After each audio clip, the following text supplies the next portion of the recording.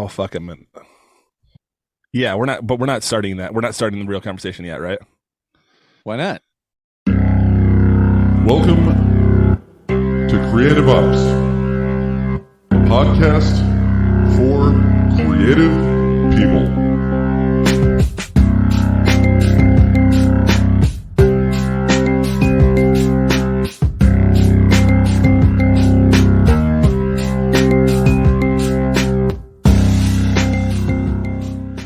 Hey everybody, Christopher Tallon here. Welcome back to another episode of Creative Ops, a podcast for creative people.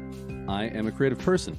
I'm a writer and a musician. You can see more about the book that I wrote in the show notes. And speaking of music, today I'm really excited to highlight Trohpy Husbands, a band that is me from Creative Ops and Kirk Ross from our brother podcast, A Talk in the Attic. He's been on this show a couple times. I've been on that show a couple times. And every now and then, we get together and make music under the name Trohpy Husbands. We've got one music video for a song called Our Wives Got Paid. And this is an evolution, both, I think, in music. And if you go over to the YouTube page and watch the music video, an evolution in the music video making ability. I don't know what else to say about it. It's a really fun song. Kirk came up with it when he was painting his house pink. The song is called Pink. And we're going to talk about our collaborative process, how we work together, stuff like that. But before I do that, why don't we listen to the song? The song is called Pink. Kirk, again, came up with most of the song. I really just added guitars and then helped out with the music video a little bit. So here's the song, and then we'll talk about it. Here's Pink by Trohpy Husbands.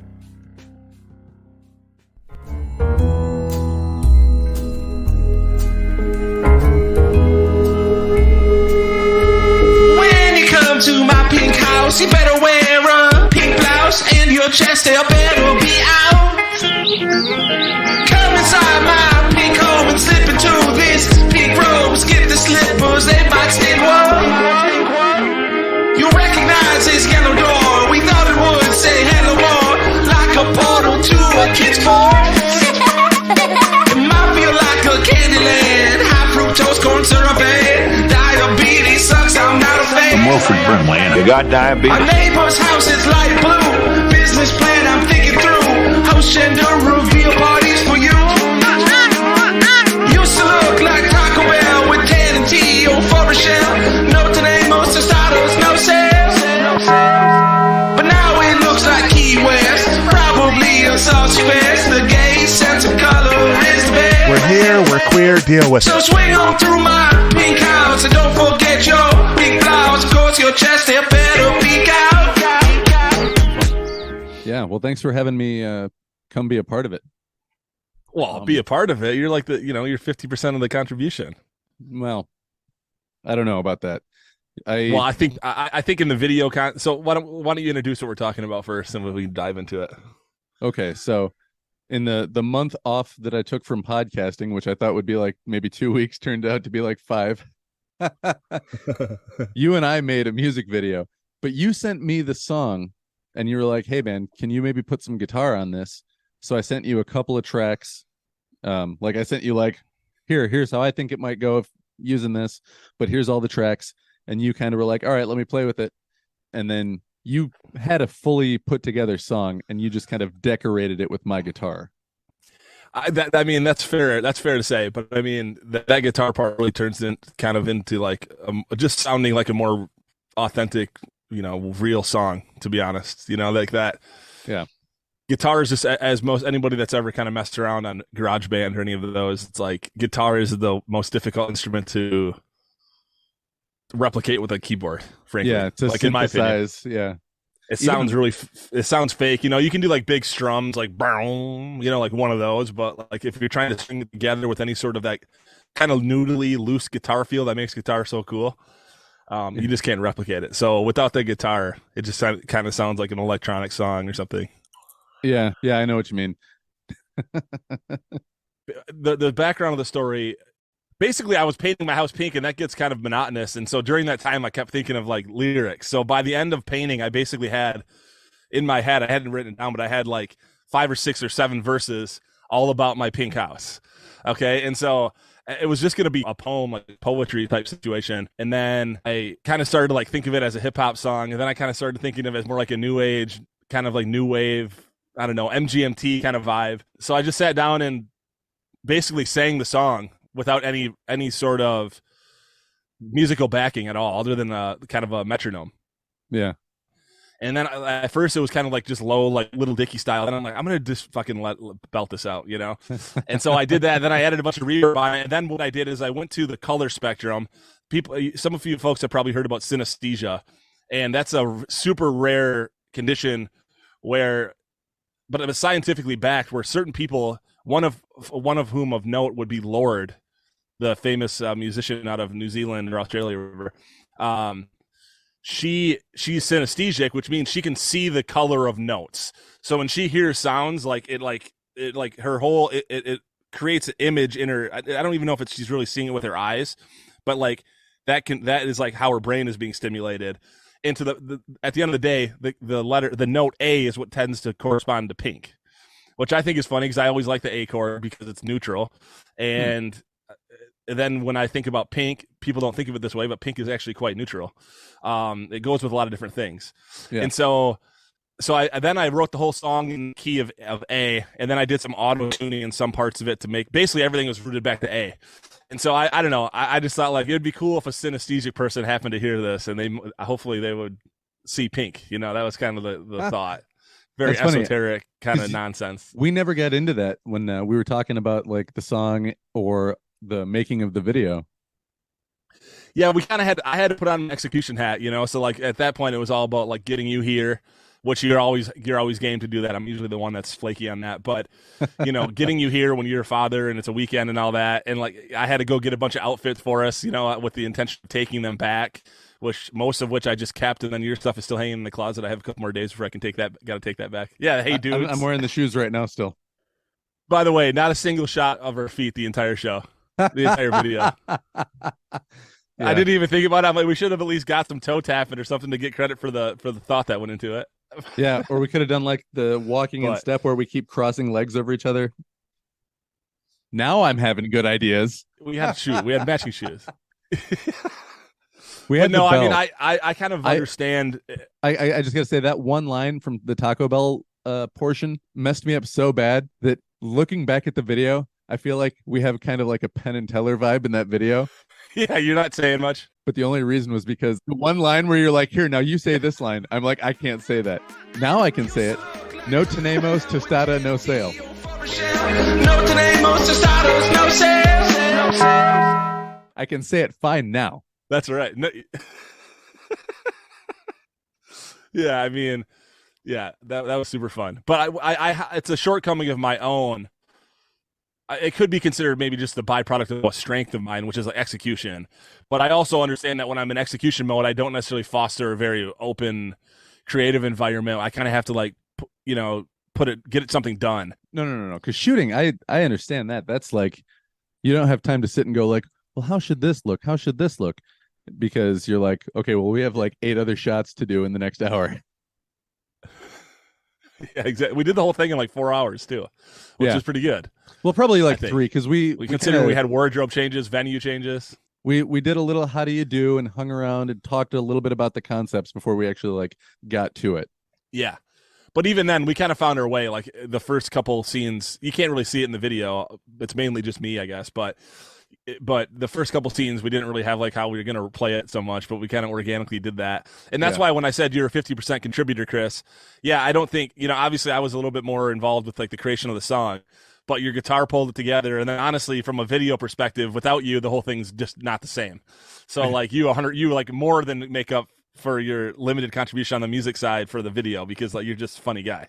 You're funny, and the shit you did is funny, and like people think we're funny together, and everyone thinks you look like Brett Gelman. I got probably 7 texts from people like, how'd you get Brett Gelman to sign onto this one?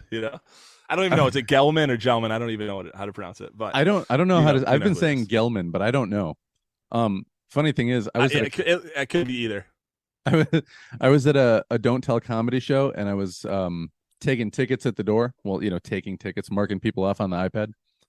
And I kept looking over at these 2 comedians because they were looking at me and talking to each other. And I'm like, are these guys talking about me? And then later Mike was like, "Oh, those guys over there were talking about you." I was like, "Oh, what were they saying?" He was like, "They kept saying that you looked like Adam Sandler." But I walked up to him. I'm like, "Have you guys seen the other guys?" They're like, "Yeah." Her name is Christina. And then they're both were just like, "Oh my god." I know it probably looks like. I know up here it probably looks like I'm super hairy, but smooth as a baby or something like that. He makes some allusion to the fact that he's completely hairless below the collar. Yeah, I wear it all up here. Yeah. Arnie Palmy alert! Arnie Palmies. Guy's fucking great. But anyway, yeah, it was a really fun experience, and the response was pretty good on it. You know, I mean, I don't think anyone's gonna. I'm aware of my limitations as a singer, but the way we kind of styled it and stuff, it kind of worked. You know, it was fun. It got the point across. Yeah, no, your voice plus whatever you did to it and the music, it all flowed together really good. Like none of it sounds out of place. Yeah, cool. Yeah, it was fun, dude. It was fun. It makes me just want to do more of that kind of stuff. You know, I think there's. Well, it helps too. I'm when just so. That's like my Yeah. fourth appearance on your show, and my other 3 appearances combined have as many views as that one does. Yeah. I mean, honestly, that's not so much because you're not interesting as much as it is that short videos do better. I think the YouTube video is only a couple minutes long, like 2 minutes on the dot. Yeah. Well, and Pink might be, as far as like live action goes, I still think Nunzio is one of the best episodes you've done on YouTube. But as far as live action goes, that might be like your best directorial work. Just because like from shot to shot, it's very, very, very good. Like it's a noticeable step up from not from Trohpy Husbands, but from Our Wives Got Paid even. Oh yeah, definitely. It's funny because I watched Our Wives Got Paid, you know, after we did this, just because I should watch that for comparison's sake. And obviously that one was in the middle of winter and we're in a dark attic, so like, you know, we were just like bumming around. I don't think I had showered in 4 days when we shot that, probably. You know, so like, yeah, it's definitely a step up. But that, well, you know, part of that was a choice too, because that kind of should have looked kind of half-assed because we're just like kind of the point of the songs that were like lazy trophy husbands. So We're breaking that glass ceiling because our wives got paid. So I hope that tonight we're gonna get laid. Yeah. if it's super well produced, then well, we're not really. We didn't do our chores, but we made a music video. Oh, that's great, honey. Yeah, cool. Yeah, I mean, are you gonna do the laundry or yeah? I need my space, my creative space. But yeah, dude, that was super fun. People, go check it out and, you know, take it for what it is. It's 2 guys that just made something spontaneously. You know, I think the spontaneity of all this stuff is what makes it fun for me. But, you know, what I'm finding, though, is these longer term projects that just require so much more intense focus. I still love that, but nothing to me can beat the spontaneity element of Pink, where I had been thinking about that for a long time, but when the rubber hit the road, I probably made the song in 2 hours, 3 hours. And then I gave it to Chris, and he's one of the few people I can deal with, maybe the only guy that I can really deal with where I give him 0 time. And he's game to help, you know, even though he's got a lot of other shit going on, you know, or maybe specifically because he's trying to avoid writing that second novel. I don't know what it is, but whatever it is, it's a good outcome for a Talk in the Attic, and I certainly appreciate it. And I know the fans do. So I want to ask you one more question about Pink. Mm-hmm. Did you have specific influences, like a sound you were trying to capture outside of, like, you know, the note, obviously? Were you kind of like were you listening to some Pet Shop Boys and you were like, you know what? I was going for like kind of a mix between like Talking Heads, you know what I mean, Pet Shop Boys, and then like, but also with like a rockabilly vibe. I don't know if it comes across that way. I think with your guitar, you helped it become more of a rockabilly vibe, which is what I was looking for. Because vocally, I think that's where it kind of fits in. You know, like that heavy reverb. It sounds like you're shouting from kind of far away into one of those big silver mics, you know, that we all have seen. You know, and like that's kind of the vibe I was going for. Did that translate? Yeah. I didn't really put it together until you said it, but as soon as you did, I was like, oh yeah, because the way that you put the effect on the guitar, like you said, kind of gave it like a little heavy distortion. Kind of gave it a little more of a twang at the same time. Yeah, I think like I don't know like how this really translates to the real world pedals and effects or amps and things like that, but essentially I think it's like a spring function. So it's like there's a spring somehow in there, and it kind of just makes the sound kind of like linger, kind of like resonate longer, and that's what to me gives it kind of that more like loosey, you know what I mean, as opposed to like steady. Because you played that song very, very clean on a guitar, which is beautiful. When you do it that way, then I can do what I want with it, you know. Yeah. But like it kind of sounds like you're kind of playing loose and noodly, and it sounds like you're like on acid when you're playing it, but actually it's a really clean recording.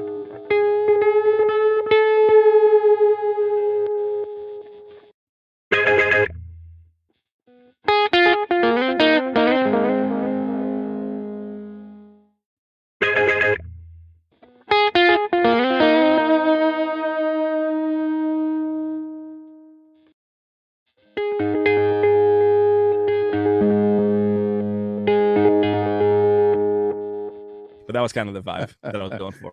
So yeah, and I was glad to see you put that thing to use, because I've had that little riff. Like I said, I came up with that riff several years ago, and every now and then I'll just play it, but like I never make a real song to it. I'm just kind of yeah, it's a good little transition. Yeah, it's a good little transition.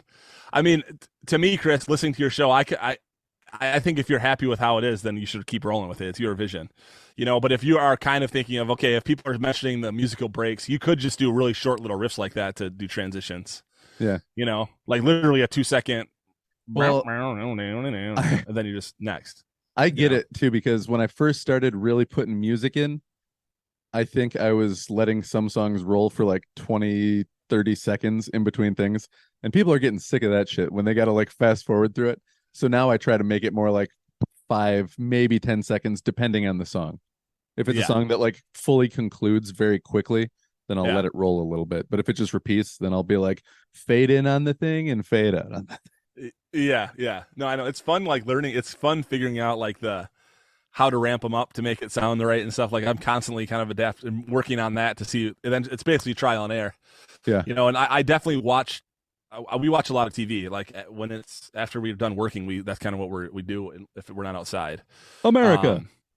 Yeah, no, but I mean, yeah, that's kind of how it might appear. But man, I watch that shit so technically, and like every time when I like, sometimes the storyline becomes moot to me because I'm just more like interested in the sound design and okay, how are they timing that with the transition? What are they really doing for transitions? Because you know, a lot of the best shows out there are not doing anything special that I can't do in my computer. You know, like some of them are using crazy sound design and shit that I can't do, but most of the best ones out there have an authenticity to them, and it's just like the way they time it and all that. If it's done right, it's a symphony, and that's what I like watching TV for, honestly. And there's a name for it that I can't remember. I had just heard Simon Pegg talking about it, where when you use like the natural soundscape of what's happening in the movie as like a musical type of cue, that there's a name for that, and I can't remember what it is. But Edgar, is it Edgar Wright? Edgar Winter? No, Edgar Winter's the guitar player. Edgar Wright, I think, is the guy's name who directed Shaun of the Dead, Hot Fuzz. And Edgar Wright. Yes.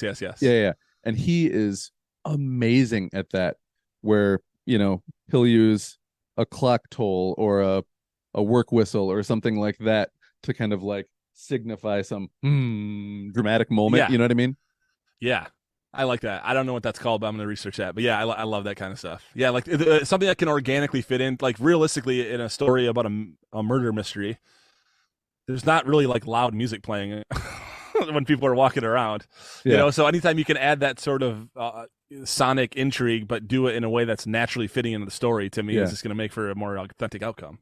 It's like, so if you have like this really like dramatic standoff and there's nothing happening in the background except there's like a grandfather clock ticking, and every time it ticks, like somebody's eyes shift and it cuts to somebody else's eyes shifting in time with the ticking, stuff like that. That's cool. Yeah, it becomes metered just like music. Yeah, and then then like the timing of the transitions is huge. But I think the best way when there is a dramatic standoff happening, I'd really like to have like a mariachi band kind of playing in the distance. You know, not as a soundtrack item, but they're just because they're probably in Mexico when that standoff's happening. Like that's not ironic, but yeah, when you have something that's happening and then you allude to just a comical illusion, I guess. Yeah, comical illusion, not illusion. Yeah. Yeah, dude, we got to make more music. So I think in the next one we should probably do it in a little more collaborative fashion, you know, where we like coming up with the whole thing together. This one was just going to be kind of in a talking. Pink was going to be in a talk in the attic thing, and then when it became a song, I'm like, okay, first off, it's in our contract with the label that we're not to do solo projects musically. So Yeah, that's right. Yeah, unless it's for a client, but not to put out on our own. yeah, or unless it's for the MWAH label on SoundCloud, which you don't, but you don't even know who that is. That isn't me. What are you talking about? Yeah, that's going to be a whole nother episode. I should interview him. Manabu. Manabu. He's very. Doういたしまして。日本語がわかりません。英語がわかりません。All I know is Mosh Moshi. Moshi Moshi. Oh my god, dude! This guy I met at Electric Forest who wore a Devo Energy Dome most of the weekend. Like the. I saw the picture of that guy. Yeah, that guy. First off, he was just cool as hell. I love this guy. I'm gonna be a lifelong friend with him. He lives in Philly now, but he's traveled a lot, and he's one of the. It's fun to meet people that have been to Japan and that kind of have like an ironic, observation sense of humor, because the shit that he found funny about Japan is the exact same shit that I find funny about Japan, but on his face is not that funny. Yeah. But like once you're there and experience it, it's just like he had a story about going to a Major League Baseball game in Japan, like in Osaka or something, and had these little cute 15, 16-year-old Japanese girls. They're tiny people anyway, and these are also, young girls, and they work for the stadium, and they have giant kegs of like a big wooden barrel of beer on their backs, like probably 50, 60 pounds of beer when it's fully loaded. And they just like walk around the stadium and have a little tap, and they fill up your drink, and they smile the whole time. They refuse to take tips, and they have a video of her doing this, and they're trying to tip her, and like they're tipping her from all these different angles. Like there's 10 people trying to give her money, and she's like, no. And that's just, it's kind of funny to people that maybe haven't been there and experienced it, but like that's just so fucking Japanese. Yeah. Like this girl is so happy to be doing the shittiest job. They don't tip over there, right? No, it's like I've been chased down the street multiple times in return to tip. Even though I knew that might happen, I like tried to sneak it behind and try to get the fuck out of there, because these people give you amazing service and it's $10 or whatever, like you deserve that. But that's just far out. Like they don't have a business relationship with the customer. Yeah. The customer is in a business relationship with the restaurant owner. And really that's how it should be. Like, why would the restaurant owner be offloading their wages onto fucking their customers who are already paying too much to eat there anyway? It's like, They get free health care, and they have the best preventative medicine in the world, which also probably helps too. People aren't like, well, I got to worry about my thousands of dollars of medical bills. Oh, dude, yeah, I'm not even. Yeah, I'm not trying to advocate for not tipping your waiters and waitresses. 100%, I tip heavily, but like it would be a good situation where they're making $30 an hour, and that's enough to survive. Yeah, and have a decent quality of life for how hard they're working. That's but it's Casa still going to come back on us. Yeah, Casa I saw Bonita that. has no tipping policy now because everybody that works there gets paid $30 an hour. Yeah, and they get probably healthcare and shit too. Yeah, and there's still people $30 an hour. That should be the standard. If they can do it, well, no, that's not true. If they can do it, it's because they have tons and tons and tons of money. Yeah, and a bunch of people want to go to a subpar Mexican restaurant just because they saw a cliff diving episode on South Park when they were 10. So like, anyone can pay $30 an hour provided you have an animated vehicle on Comedy Central for 25 years. Yeah, at least 25. Is that how long it's been out? I feel like I don't know that to be a true stat, but I just remember like 1998, 97 would have been when I first was exposed to it. I think that's I saw probably it right pretty away. Close. Yeah, because I think it came out when we were like, well, I don't know. I was born in 83. I think it came out when I was like in middle school. So maybe same here. I was born in 84. I can remember the people I was hanging out with at the maybe time, like mid 90s. Yeah, 96, 97 probably. Yeah. Yeah. But yeah, dude. I mean, I forget how we got on that subject, but it's hard not to talk about South Park when I'm getting ready to do when I'm getting ready to do a very it's an intense day is what I'm going to say. I have a ton of water going here. I've drank 3 of these already. And I'm kind of a big guy, so this is like probably a 40-ounce mug. I was going to say that's putting those good old beer mugs to good use now. Yeah, exactly. Exactly. Yeah. It's my water steins. It's huge. Jessica hates it because I'll bring this to bed And she'll be like, "Can I get some water?" And I'll hand it to her, and she has to like middle of the night hold up like This a gigantic 8-pound like thing. pitcher of water. Yeah, exactly. That was we were talking about Japan. So that was a really funny story. But he had another one. I gotta share the story just because it's so illustrative of the Japanese culture. So he was on like this informal tour when he checked into a hotel in Tokyo or something, and like the concierge was like, "So does anybody have any questions about anything?" And he just said, "Yes, I do have a question," like off the top of his head, like he wanted to ask her a question because nobody else was, kind of thing. And he said, "Yeah, I was just wondering, like, why are there so many vending machines in Tokyo? Because there are vending machines everywhere, Yeah. And no, they're not all filled with panties and stuff. There's like one of those in the entire country. But like they have a lot of vending machines, and they'll be like on the side of the highways and stuff, like little rest stops with just a bunch of vending machines." And she said, "That is a good question." And she went away into her office for 45 minutes while they were doing like this mixer and getting checked in and stuff. Mm-hmm. And she came out after 45 minutes with a beautifully handwritten on like letterhead, why there are so many vending machines in Japan. And then she had numbered 1 through 7 and like full sentences in English about why, including historical reasons, economic reasons, environmental reasons. And then the one at the bottom was like crossed off. So she wrote 7, but because she's Japanese, she didn't feel like that 7th one didn't really make this didn't really have what it took to really make the final draft. So she crossed that out, and you could still kind of read it. And he has a picture of it too. And it's just like so fucking Japanese. So I was just dying talking to this dude. So he has an energy dome, and that energy dome is 100% going to come into play here in this episode that I'm writing today. So I'll just leave it at that. Very intriguing. That's cool, man. You've left people with just enough information that they're definitely going to want to check out your Electric Forest episode. Maybe whenever it finally comes out. Having just gone to Electric Forest, you see a lot of these really popular electronic artists that it's a bunch of sounds. It's like an engineering exercise. I'm not taking anything away from them. People love it. 30,000 people are stacked up to see some of these folks. Yeah, and some people obviously do it better than others, like the people who perform at festivals. They're doing something artistic with it. Yeah. We went to a show with this Canadian duo called Zed's Dead. And we kind of only were there because we were locked into the place because a lot of our friends that were with us like left their stuff on our blanket after String Cheese incident, which is my kind of like jam band kind of LSD kind of crowd. And we just stayed there, but String Cheese left, their fans left, and then suddenly Zed's Dead started setting up, and their fans came, and they were all still really nice, but on average they're 25 years younger. And I kind of forced myself, like, I'm going to listen to this. I'm not going to have my preconceived notions. I already kind of know how I feel about it, but I'm going to turn that off and just go with it. People are living it here. It's a community experience. I'm just going to sit here and enjoy this. And I got myself there. I actually got to the point where I was enjoying it, but dude, there were times where for 20 minutes, there wasn't a single ounce of melody. It was like just drum and bass, like staccato style, and like just the weirdest sounds you ever heard, like fart noises and like, oh, and like, industrial robotic transformer sounds. And like I got there, it's like a kid that gets a sound machine and just one by one starts going through all the sounds. It's pretty much like that. Obviously it's on some sort of pattern, some sort of metric, or some sort of meter, but it's not predictable. It's kind of ADD music. It's like, whoa, what was that sound? And then by the time you learn that, you're like, what the, you hear something new that you hadn't heard before. So like it was cool. Electro meets jazz.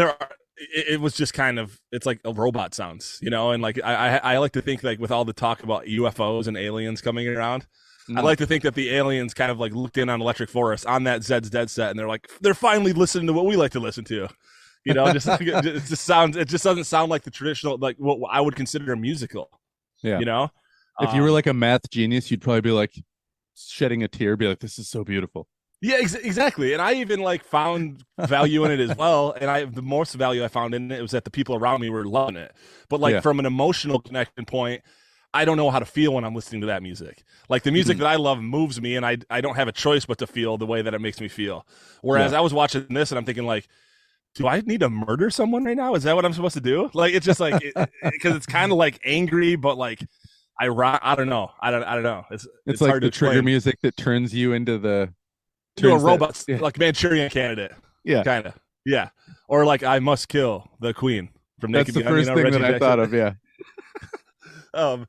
But yeah, I mean, it was It was a fun experience. It was a super fun experience. You guys should go. And I'm telling you, like, I would do such heavy legwork with Rachel to get her to want to come, because it's like, and not that she's closed-minded, she's a really open-minded person, but like, it is a little bit intimidating. You know, we are going to be some of the older people there, not the oldest, but we're in the older part of the crowd. But I feel like in that setting, though, being one of the older people almost look at you like, like the way that like people Portlandia? should respect their elders. You know what I mean? Yeah, as long as you're not too old. Yeah. We're like cool elders. If you at see that gray-haired people at a music festival, you're like, dude, coolest people there. I want to be that person when I'm that age. Dude, coolest people there. Exactly. Dude, there was a guy, this old dude that looked like Jerry Garcia. And first off, Electric Forest has a lot of people just doing bits the whole time. Like some of these people will never break the bit the entire fucking weekend. And one of the guys, at least for all of Saturday, and definitely for the entirety of the string cheese set, which was like 5 hours, he looked like Jerry Garcia, dressed in tie-dye and shit, and he had a mop. And this is like a dirty, droughted fucking horse ranch that we're standing on. Dust and blankets and like people and shit laying everywhere, and dead grass. And this guy mopped the ground the entire fucking set. Like going around people and like lifting up the corner of their mats and shit. And it was just fucking hilarious, dude. Like, and I never even tried to go talk to him and like make a point to say like good bit, because it's just like he's just keeping shit clean. The mop was just like completely black and had like shit stuck in it. It was fucking hilarious. And I can't describe like how like seeing people just be creative and kind of like, you know, try something and be themselves and like get support on it. Even when people try and fail stuff, everyone's like, yeah. You know, it's really just special. And here we are making fun of your neighbor who was vacuuming his lawn the other day. Well, that's just... If he was doing that at Electric Forest, people would have been like, that's hilarious. Exactly. Dude, exactly. There's a time and a place for everything. And like 6 hours on a Saturday when we're trying to shoot the world's greatest music video, it's not the time to be vacuuming your yard. Yeah. Like, what are you going to pull all the dirt from the world up into that thing? And I still to this day, it was not that long ago. It wasn't that long ago. But to this day, I insist that guy was just doing that to like have some kind of artificial reason to watch us doing the music video. I mean, and I agree with that assessment. If you didn't know that this guy's kind of like got a peeping Tom tendency anyway, and he normally doesn't need any reason to stand in your window and look into your window, you know. So like maybe he's trying to turn over a new leaf, you know, idle task, Sisyphusian task that'll just take as long as you need to, you know. But talk about if clandestine anonymity is kind of your forte as a peeping Tom, I can't think of a noisier way to like to make it look like you're doing something. You know, can't you be like have like a painting? Don't mind me. And like you're in your bed and like you're getting into sexy time with the old lady, and like you hear a vacuum start up in the closet, and then a bunch of some cobwebs up here. He's putting his dick in the vacuum is what I was trying to get to there. Yeah. All right, Chris.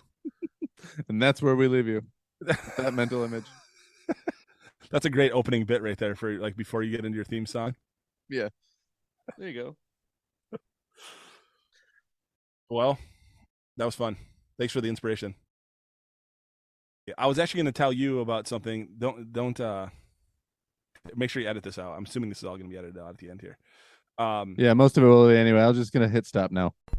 All right, everybody. That was Kirk Ross, other half of Trohpy Husbands. Go watch the video right now. It's in the show notes. See you next time. Thank you. Mwah! When you come to my pink house, you better wear a pink blouse, and your chest hair better be out.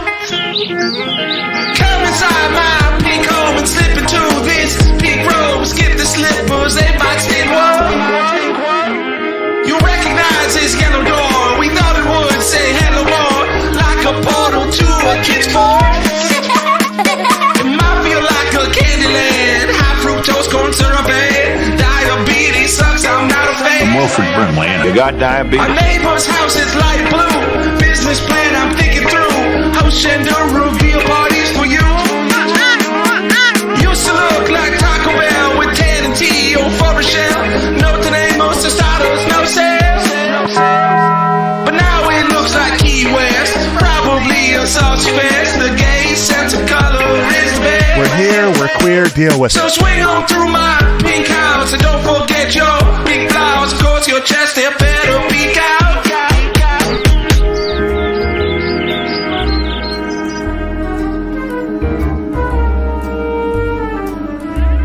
Nothing feels better than being on the ladder and stretching out. Oh, what a rush. Nothing more baffling than climbing up the scaffolding and realizing that I'd forgot my brush.